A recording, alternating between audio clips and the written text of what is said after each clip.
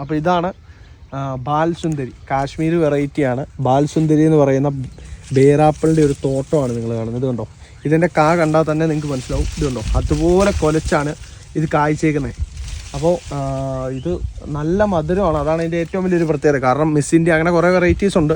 അപ്പോൾ അതുപോലെ തന്നെ മിസ് ഇന്ത്യ നല്ല വെറൈറ്റിയാണ്, ഞാൻ കഴിച്ചായിരുന്നു. അപ്പോൾ ഇതും വെച്ച് നോക്കിയിട്ട് ബാൽസുന്ദരി അടിപൊളി വെറൈറ്റിയാണ്.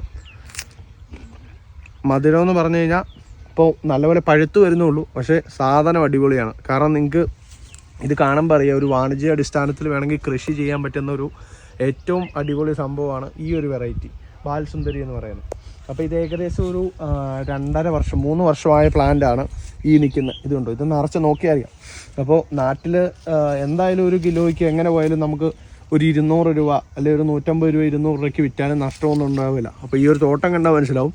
അപ്പോൾ ഒന്ന് വാണിജ്യ അടിസ്ഥാനത്തിൽ കൃഷി ചെയ്യുന്നവർക്കും വേണമെങ്കിൽ ഏറ്റവും മേടിച്ച് വെക്കാം, ഇല്ലെങ്കിൽ ഒരു പോട്ടിലാണെങ്കിലും വീട്ടിൽ ഈസി ആയിട്ട് കൃഷി ചെയ്യാവുന്നൊരു സാധനമാണ് ഈ ഒരു വെറൈറ്റി.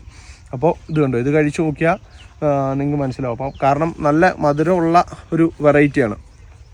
ഇതുണ്ടോ, ഇത് പഴുത്താണ് കേട്ടോ.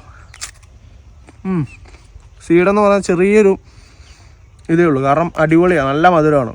അപ്പോൾ ഇതിൻ്റെ തൈകൾ വേണ്ടവർ നമ്മളെ കോൺടാക്ട് ചെയ്യുക. തൈകൾ നമ്മുടെ കയ്യിലുണ്ട്, ഓൺലൈനായിട്ട് വേണമെങ്കിൽ അങ്ങനെ അയച്ചു തരാം, ഇല്ലെങ്കിൽ ഡയറക്റ്റ് വന്നാലും ഉണ്ട് മിറാക്കിൾ ഫാമിൻ്റെ. അപ്പോൾ എന്താണെന്ന് ചോദിച്ചു കഴിഞ്ഞാൽ നിങ്ങൾക്ക് ഒരു വീട്ടിലാണെങ്കിലും അത്യാവശ്യം വെച്ച് കഴിഞ്ഞാൽ ഇതുപോലെ നല്ല രീതിയിൽ കായ്ക്കുന്ന ഒരു വെറൈറ്റി ആണ് ഈ ബാൽസുന്ദരി എന്ന് പറയുന്നത്.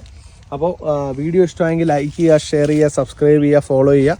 അപ്പോൾ പുതിയൊരു വീഡിയോ ആയിട്ട് കാണാം. ഓക്കെ.